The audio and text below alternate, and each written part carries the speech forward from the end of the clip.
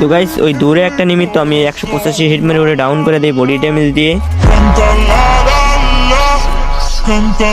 তো এইখানে আমি হিল করতেছি, তো আমার ম্যান ওরে ফিনিশ করে দেয়। তো এইদিকে আমার ম্যান নক করে দেয় 3 নম্বরকে, তো আমি ওরে নক করে দেই, তো ফিনিশ করে দেই।